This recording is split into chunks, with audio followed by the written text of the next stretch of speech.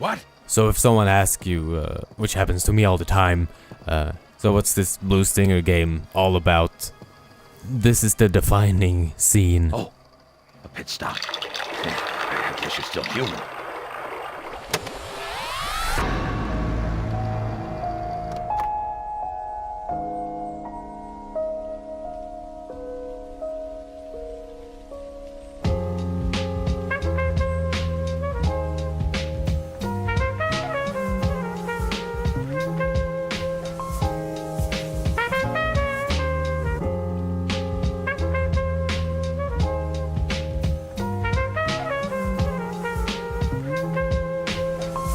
How can you love a box or a toy or graphics? You're a grown man. It's camp!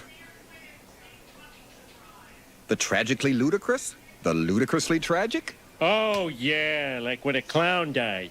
Well, If you search for the meaning of camp on the internet, you get a lot of differently phrased answers. And I believe that many of them are more or less correct.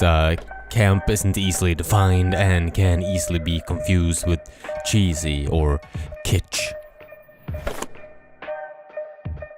But in Susan Sontag's essay Notes on Camp from 1964, she writes, "Camp is a certain mode of aestheticism. It's one way of seeing the world as an aesthetic phenomenon. That way, the way of camp is not in terms of beauty, but in terms of the degree of artifice, of stylization. The essence of camp is its love of the unnatural, of artifice and exaggeration." And that basically means, we know how dumb this might seem, but that's part of why it's so good, kind of. You don't have to quote me on that. She also lists things like Tiffany Lamb's Bellini's operas, Tchaikovsky's Swan Lake, and very specific certain turn-of-the-century picture postcards. But if we look at more modern works of camp, people usually refer to the Rocky Horror Picture Show, but I like to think of the Evil Dead series, like all the time. Alright.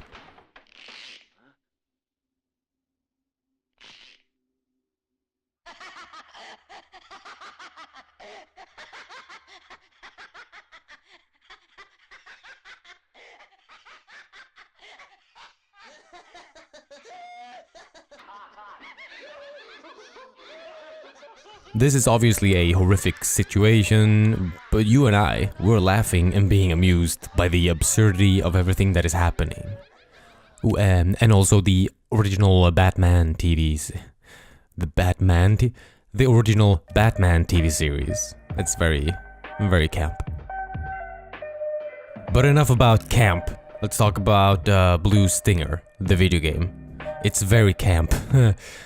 It's so dumb and exaggerated in its characters and design, but the moment I recognized it as camp was when I just bought from a vending machine a t-shirt that gave me the ability to sumo wrestle.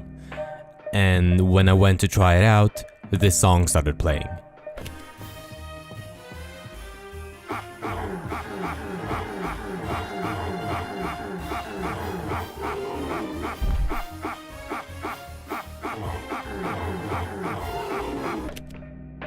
So you play as two characters, it's Elliot Ballard and Dogs Bauer. Having those dumb names aside, Elliot is also just an all-around dumb guy. Do we have a clip? We have a clip. I've been playing the game, so. Who the hell is Janine? My kind of girl, so stay away from her. Nephilim is following us. Seems like she's in love with you. 2 girls and a guy. I see trouble in the near future. In your dreams. Dogs is for the most part pretty cool. There's this bathroom scene. Look at that. It's a bathtub. Cool. What do you mean, cool? We stink. It's the smell which lures out those bastards.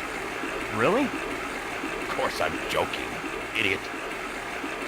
Watch it, you old coot. Careful whose leg you're pulling. Stop babbling. Let's go. This might be the last bath I can take. I see. Should we go?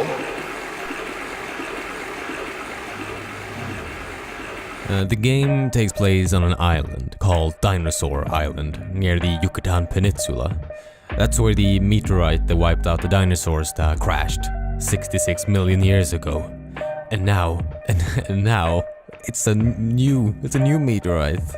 It's time. Okay, let's redo. Okay. Now, a new meteorite crashes and for some reason creates a barrier around the island. And you would think that an island with the word dinosaur in it would inhabit dinosaurs, but no. Instead, you fight people that have very quickly mutated into monsters and other deformed creatures that I assume have nothing to do with the Jurassic period. The story itself doesn't really unfold in the most interesting way. Most of your quests involve finding informations or ways to physically move from one location to another, rather than impacting the story with your gameplay actions. While always being hilarious to watch, most of the cutscenes just stops the pacing dead in its tracks. Perhaps because the lip syncing is always off and some cutscenes doesn't even make any sense. Like, even watching them now after I've finished the game, thinking, why? Alright. Elliot, can you hear me? Yes. Look, I'm sorry I got distracted. We're finally out of the freezer and about to enter Rat's place. Everything okay up there? Everything's fine. Can you hold on a sec? Go ahead. Janine?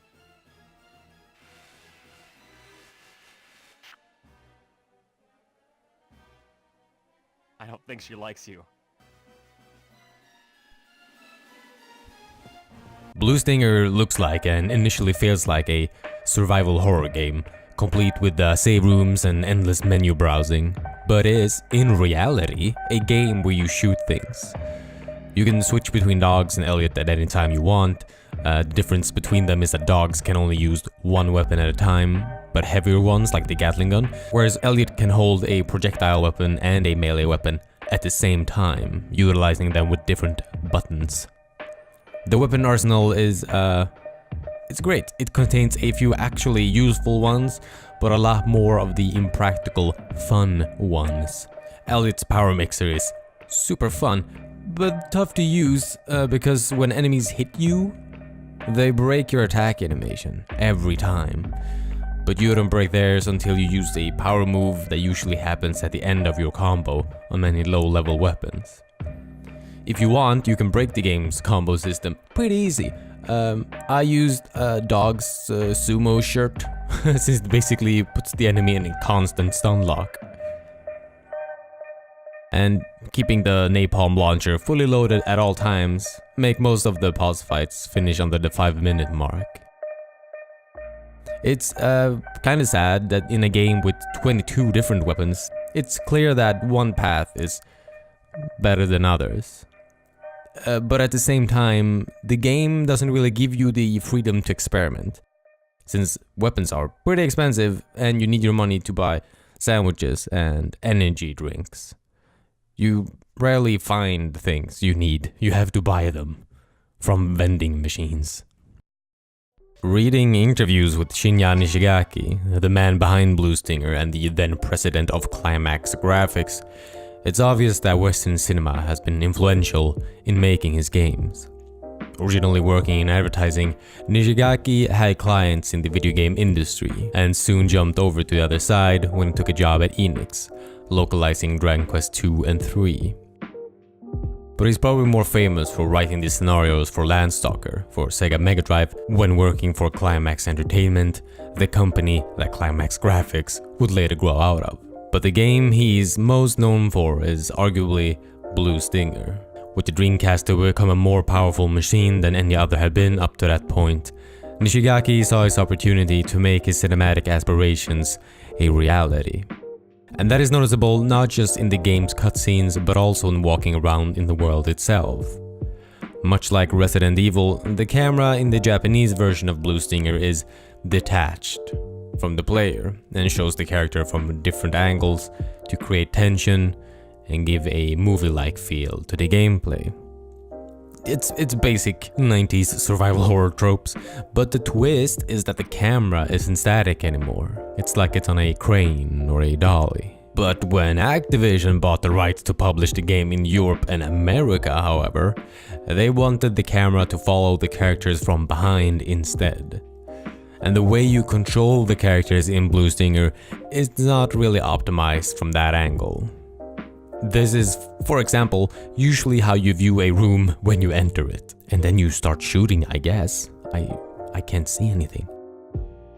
I can see the appeal, but being able to switch between the two camera systems, now that would have been Groovy.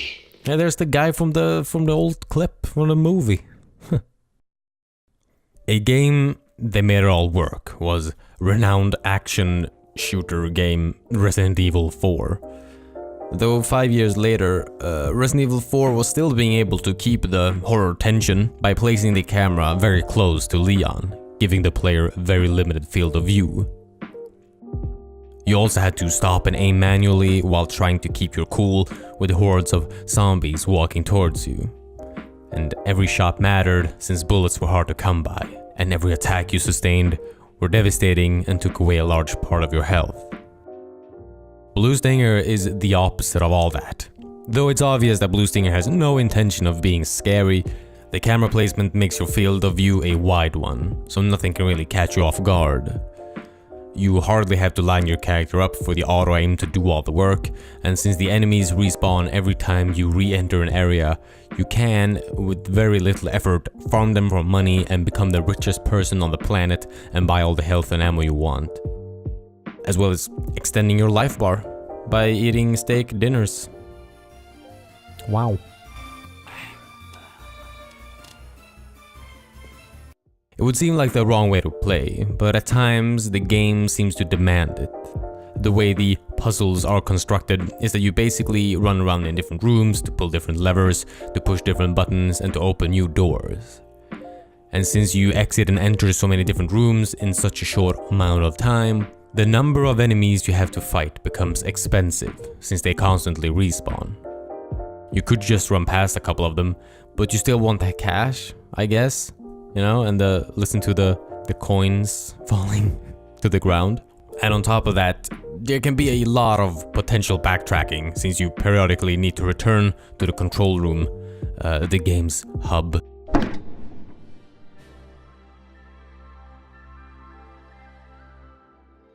So, Blue Stinger is not a very good survival horror game, and it's not an especially challenging action game either. So what is it? It's never not boring. Climax Graphics built a world here that shows you something new behind each door. You move through a convenience store searching for stamps from Pen Triathlon. You run through an ice storage, try not to freeze to death. You visit an arcade, you poison fish, you buy a movie ticket, you'll blow up a tower, extinguish fires with a water pistol, dress up like Santa, and a lot more things on top of that. Blue Stinger is a huge game with around 230 different locations. And it somehow pushes you to want to see the next area, the next ridiculous interaction, and the next gameplay gimmick. In the beginning of 2004, Shinya Nishigaki's heart stopped and he passed away, only 42 years old. His work is very much worth playing, and he is very much worth remembering.